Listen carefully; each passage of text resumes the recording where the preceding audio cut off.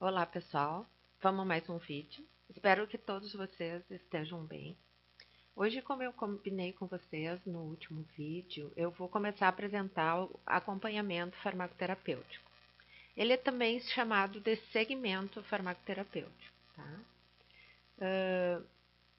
Na verdade, eu dividi ele em duas partes para o vídeo não ficar longo, porque o Moodle não permite, né, a inserção de arquivos muito longos.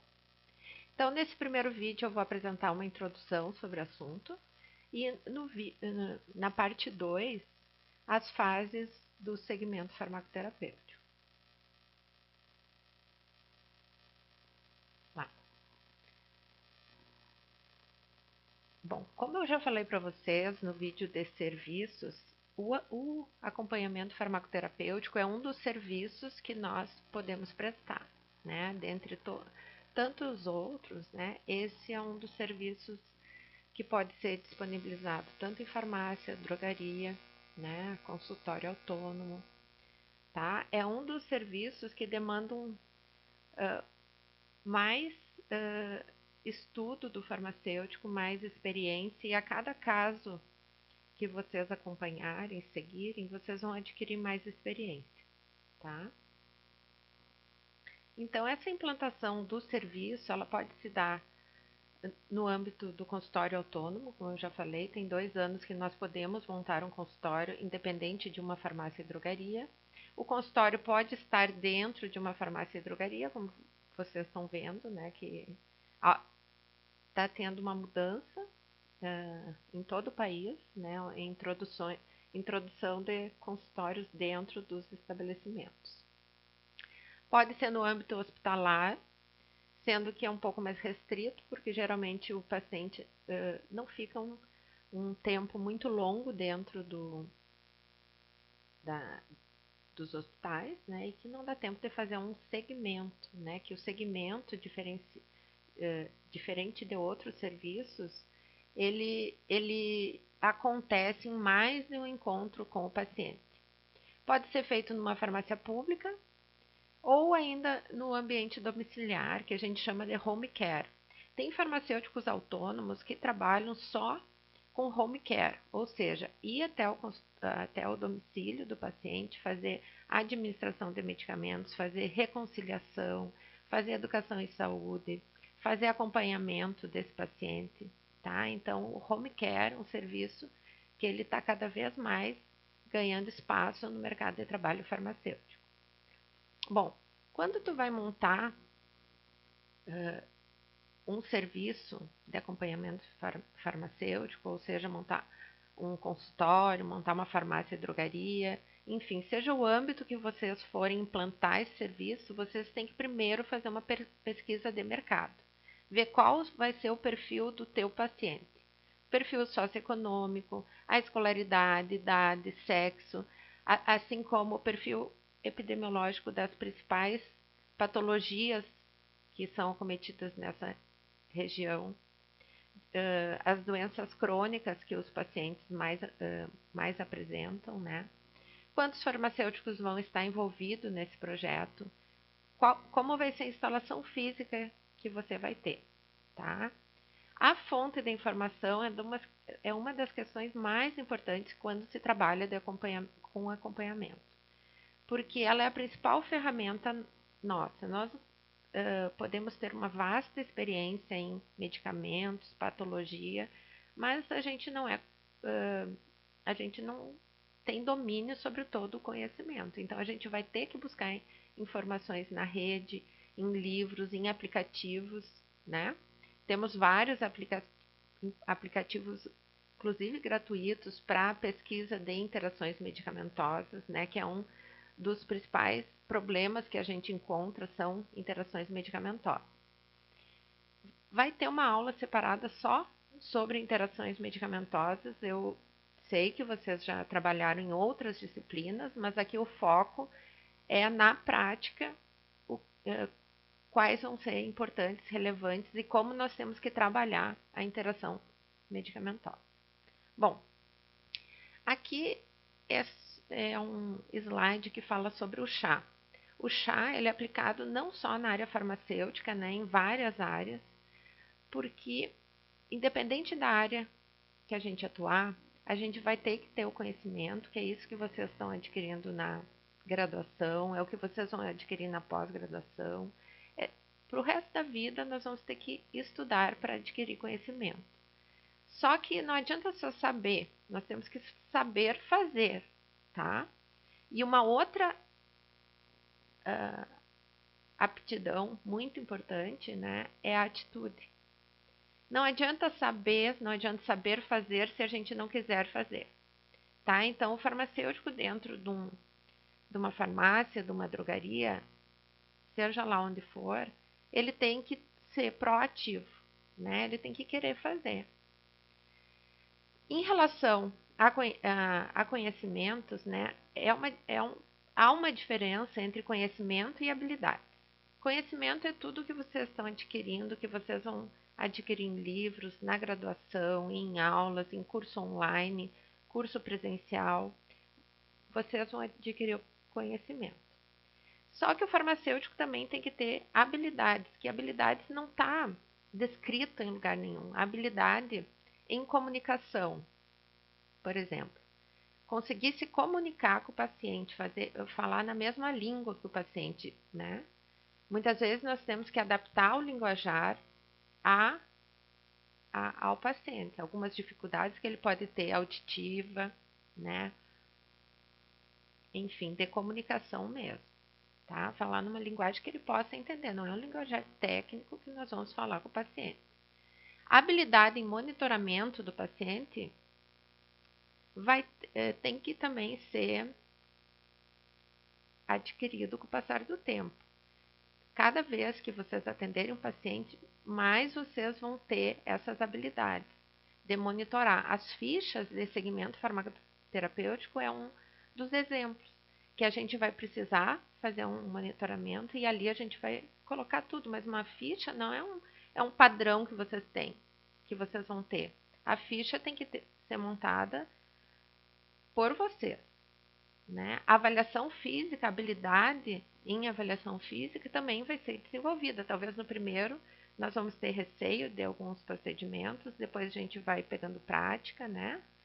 A questão da informação, ela é uma habilidade hoje, porque hoje não precisa mais fazer um curso de computação, um curso de mexer na internet, né?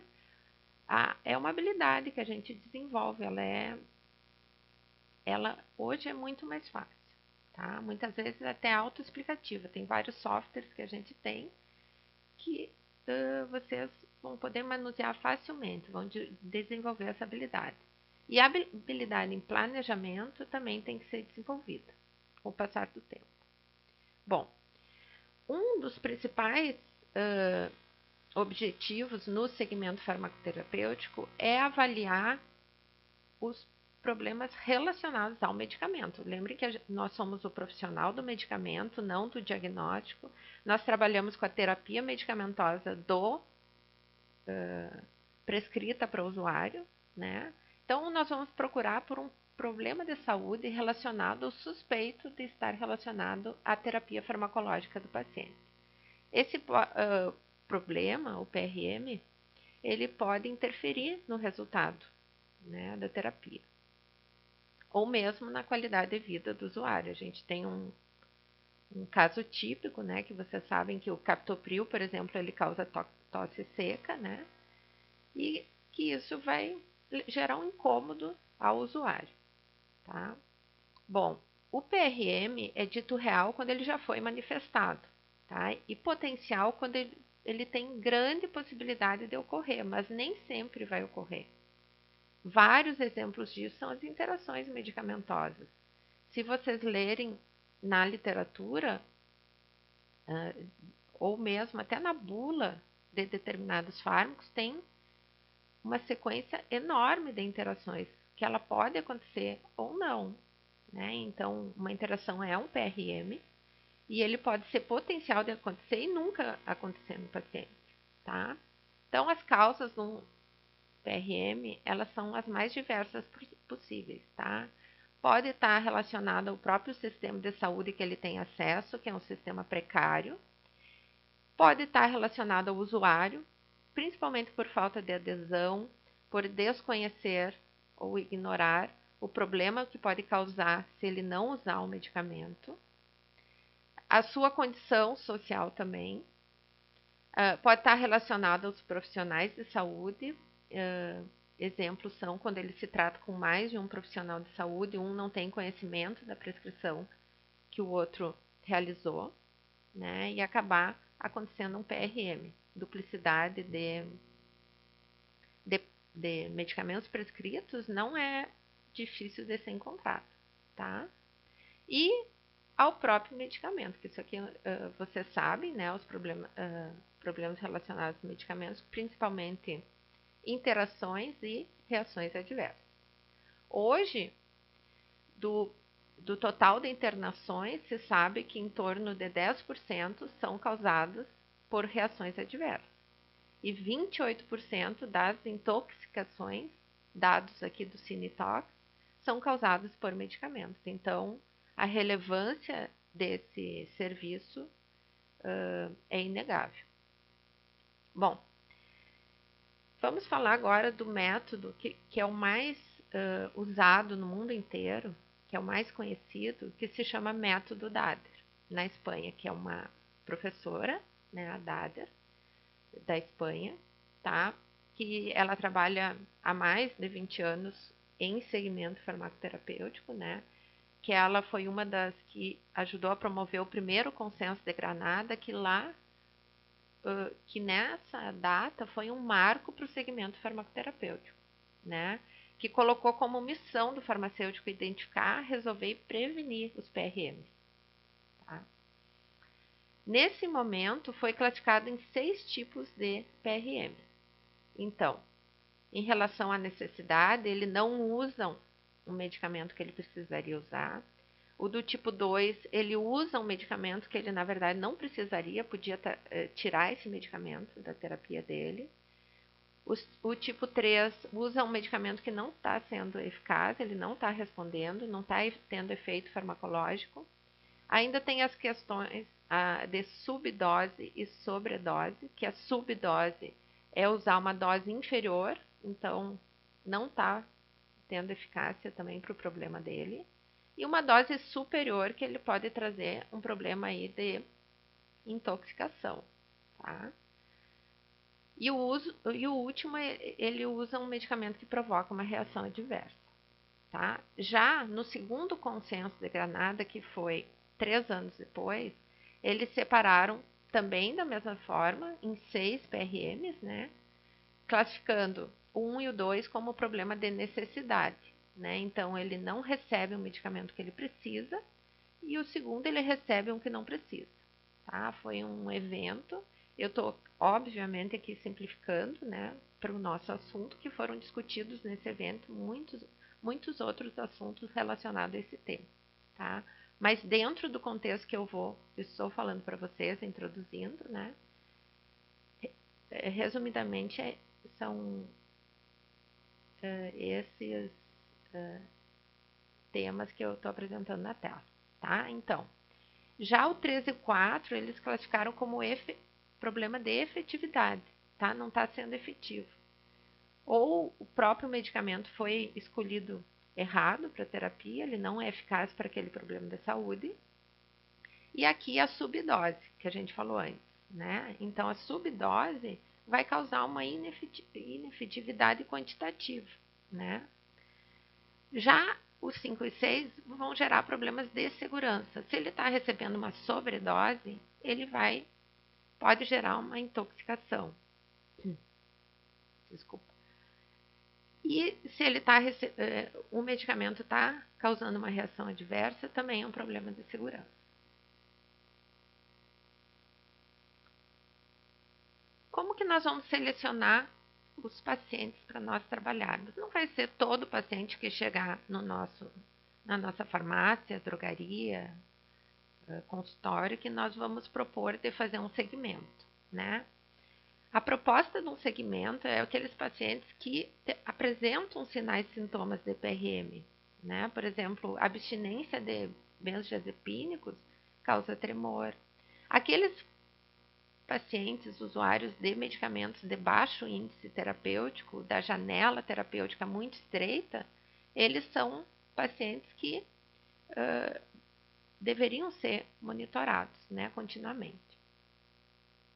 Por exemplo, eu coloquei aqui como exemplo o fenobarbital, mas nós temos muitos outros, como por exemplo a digoxina, né, que ela pode causar uma intoxicação grave. Aqueles que fazem polifarmácia também, tá? Ou os que padecem de várias enfermidades, aqui até uma questão de aprazamento também precisa, quando o número é muito grande de medicamentos, fica difícil até do paciente sozinho fazer a escolha qual o melhor horário, né? Nesse caso aqui, é um trabalho muito trabalhoso para o farmacêutico, porque nós vamos ter que, além de estudar sobre a interação fármaco-alimento, a interação alimento-alimento, né? Se esse fármaco tem que ser administrado em jejum ou se precisa um alimento para proteger o estômago desse paciente, né? Que pode gerar uma gastrite. E assim, N problemas que pode acontecer quando o paciente toma um número maior de medicamentos. Tá? Características do paciente também idoso, né? Que tem uma dificuldade maior em se organizar. Nós temos idosos muito organizados, né? Que merece o nosso elogio. Quando chega um idoso no consultório que me fala que faz exatamente certinho a terapia, que cuida isso, cuida aquilo, sabe, presta atenção o que o médico fala, né? Se organiza, é merecedor de um elogio, né? Que a gente não pode só criticar também. Quando a gente vê uma questão positiva, vamos elogiar o paciente, ele fica muito feliz, tá? Os idosos principalmente. Agora o idoso, aquele que tem dificuldade cognitiva, né? A gente atende também na rede pública pacientes que são analfabetos, né? Que ele não consegue ler e escrever, né? Então aqui tem várias ferramentas que a gente pode usar para trabalhar com esse paciente. Idoso portador de insuficiência renal ou hepática também pode ser selecionado para segmento, porque você sabe que muitas vezes tem que ter adaptação da dose, né, um cálculo diferenciado para pacientes que têm insuficiência na depuração do fármaco, né? Pacientes de uso continuado seria o mesmo ali que da polifarmácia, alguns têm uso continuado de poucos medicamentos, né? Mas pode ser relevante para um segmento. E quando vem encaminhado de outros profissionais da saúde, né? O farmacêutico está se firmando dentro da equipe de saúde, ele está se firmando como referencial para médicos e para pacientes também, né? Então, encaminhamento de outros profissionais também é uma forma de selecionar o paciente.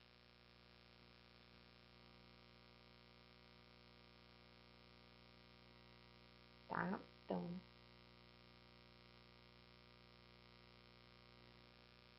desculpe aqui que deu um...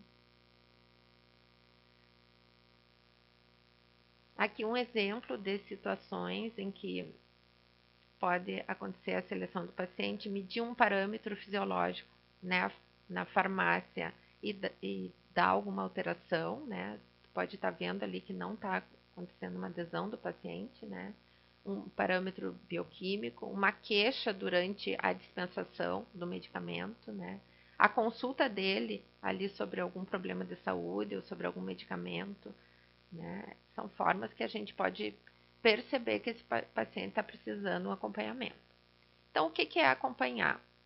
Nós vamos obter toda a história farmacoterapêutica do paciente, a história atual e a história pregressa também. Medicamentos, é importante também saber medicamentos que ele já tomou. Então, através do segmento, nós vamos identificar e conhecer toda a história da terapia medicamentosa do paciente, tá? Depois nós vamos fazer um planejamento e uma intervenção para tentar resolver algum problema que ele esteja tendo com a terapia medicamentosa dele.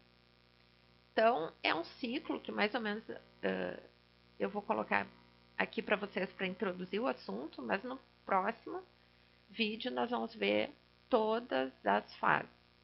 Então, você vai entrevistar o paciente, fazer a anamnese, conseguir identificar a necessidade de saúde dele, qual é o problema, vai planejar, estabelecer um tratamento, criar um plano de tratamento, né, fazer intervenção farmacêutica e depois tem que monitorar e acompanhar.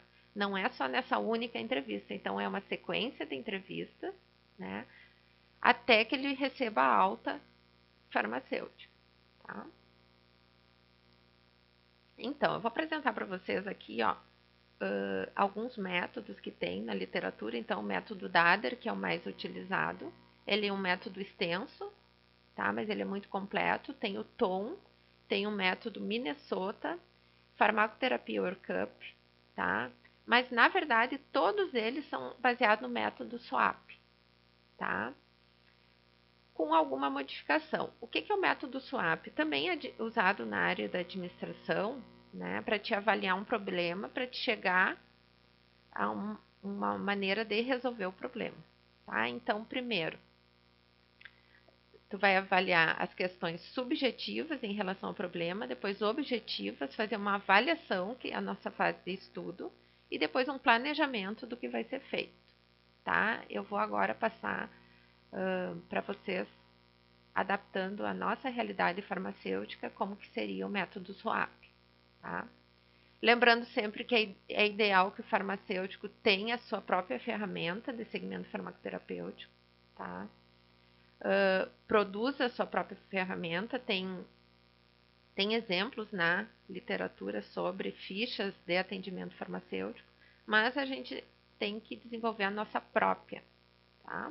O melhor é aquele que desenvolvemos então no nosso serviço. Sempre na ficha nós deixamos um espaço em branco para aquilo que a gente não previu que pode acontecer, tá? Então, observações que são importantes e que a gente não previu ali um espaço para ela na ficha.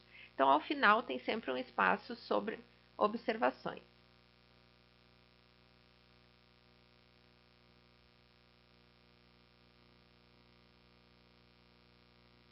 Tá? Então, aqui especificando na nossa questão farmacêutica, o que é o método SWAP. Tá? Então, no método SWAP, numa entrevista, nós vamos ter informações que são subjetivas, nós não sabemos ao certo, né? São queixas do paciente, são relatos de histórico médico dele.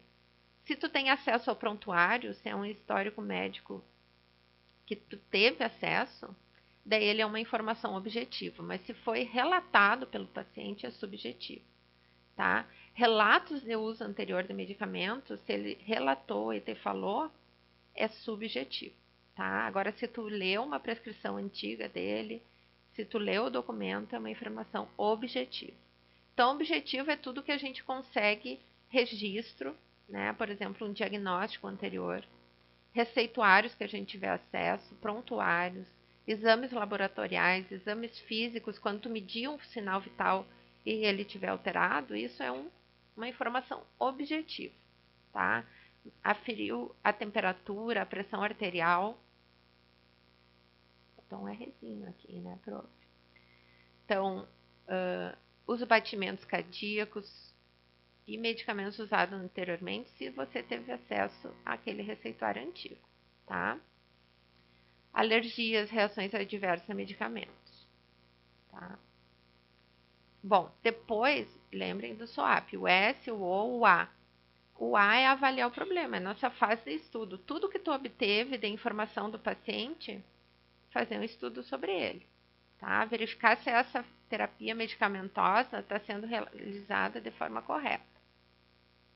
Avaliar exames laboratoriais, enfim, a terapia. É toda a fase de avaliação do problema, é uma fase de estudo. Depois de avaliar, tu vai montar o teu plano. Como que tu vai intervir? Daí é o P, de plan, né? Então, do inglês, né? Que a sigla SWAP vem do inglês. Nessa etapa são realizadas as medidas educacionais, alguma terapia farmacológica, não farmacológica. Lembrem que tem que ser documentada toda terapia farmacológica ou não, ela tem que ser documentada, tá? As intervenções que vão ser necessárias e as recomendações ao paciente, né? Toda intervenção ela tem que ser documentada. E uma questão muito importante que eu deixei separada aqui em negrito, que em qualquer fase do atendimento farmacêutico, em qualquer momento que nós verificarmos que vai ser importante fazer um encaminhamento a outro profissional, né, seja um nutricionista, educador físico, fisioterapeuta, odontólogo, né, um médico, nós temos que ser feito. O encaminhamento, ele é previsto em qualquer fase do segmento farmacoterapêutico, pode e deve ser feito em encaminhamento quando identificado que é necessário. Nós vamos falar na parte da anamnese, por exemplo, um sinal. Qual a diferença entre sinal e sintoma? Tá? Um sinal, mau hálito, por exemplo, por halitose cetônica, né, que o diabético descompensado tem, né, um abscesso, um tumor, úlceras na mucosa bucal, é perceptível. Então, o sinal é uma informação objetiva. Já um sintoma, dor, né? Tem até uma escala de dor, mas ela é subjetiva. Náusea é uma sensação que tu não pode medir. Cansaço, um prurido, né? Coceira, uma dormência é um sintoma porque ele não é passível de medição. Então, ele é uma informação subjetiva, tá? E só para lembrar para vocês, então, sintoma é subjetivo e sinal é uma informação objetiva. Agora aqui, já para finalizar essa parte introdutória, eu vou lembrar, né, que o farmacêutico, quando ele começar um atendimento, quando começar um serviço, o paciente não vai te conhecer ainda, né? Ele pode ser a primeira vez que está vindo na tua farmácia, tá? Isso aqui é válido para qualquer área que o farmacêutico for atuar. Então, há estudos que a primeira impressão nossa, que nós passarmos para outra pessoa, é construída nos 3 primeiros segundos, né? E vai depender da nossa aparência, do nosso vestuário, da nossa linguagem, do tom de voz, da linguagem corporal. E a imagem, a confiança, a fidelização do nosso paciente vai ser construída ao longo do tempo, tá? Por comportamento, pelos nossos hábitos, toda vez que nós encontrarmos ele, numa segunda consulta, numa outra vez que ele vier buscar um medicamento, tá?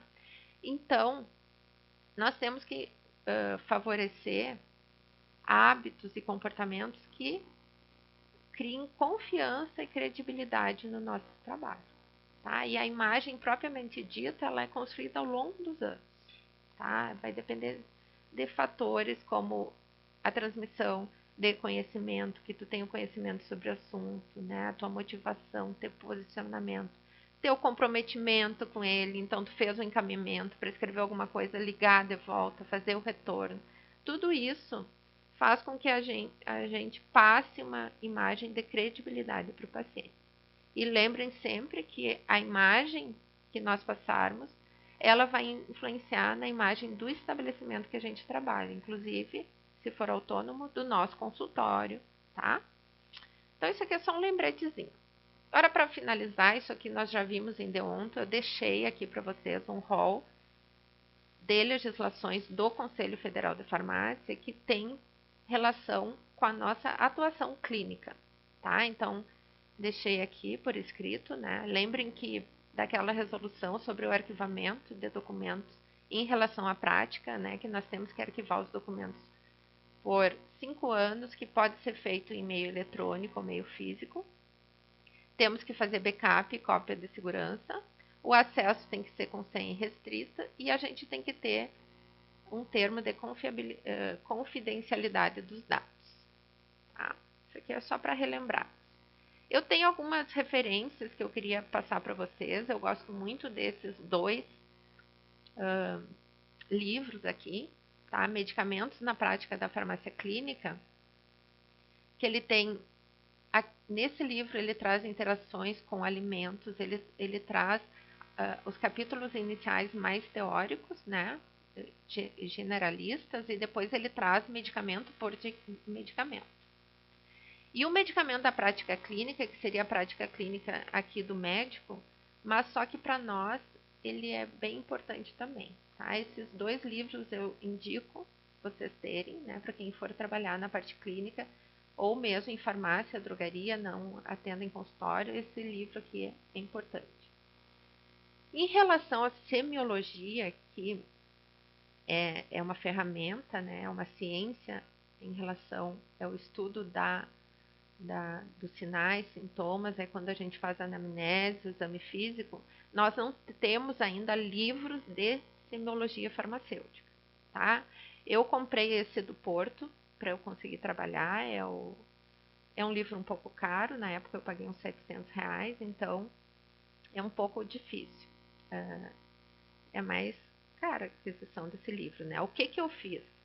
Eu produzi um capítulo com base nesse livro da semiologia farmacêutica, então vocês devem saber, né, que eu estou lançando um livro agora em 2020 sobre prescrição, e um dos capítulos lá tem semiologia farmacêutica. Foi bastante difícil de eu fazer esse capítulo, porque eu tive que adaptar somente aos procedimentos que nós podemos fazer, né, que a legislação nos permite, porque nós só podemos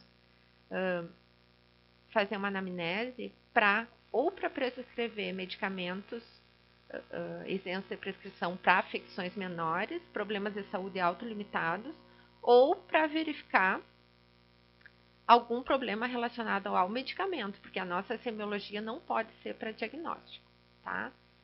Esse livro aqui, também de interação medicamentosa, eu recomendo, tá? É um livro bem completo, se tiver uma edição mais atualizada. Gente, como mensagem final, né, aqui para nós passarmos então para outro vídeo que vem passo a passo o segmento farmacoterapêutico, nunca esqueçam desse conceito. Sempre cai na prova da professora Gisele. Na verdade, teve um semestre que nós duas colocamos sem saber uma da outra. Eu deixo sempre para ela agora pedir, né? E nós temos que ter na cabeça isso. O que é um uso racional? O uso racional é quando o paciente recebe o medicamento certo para a patologia dele, ou seja, para a condição de saúde dele, na dose adequada para a necessidade dele, nem subdose nem sobredose, pelo período adequado, então quando não for mais necessário, deve ser retirado, e ao menor custo para si e para a comunidade. Muitos são medicamentos públicos que a comunidade que acaba pagando essa conta, tá? Então, assim, é o medicamento certo para a condição de saúde dele, na dose certa, pelo tempo certo e ao menor custo, tá?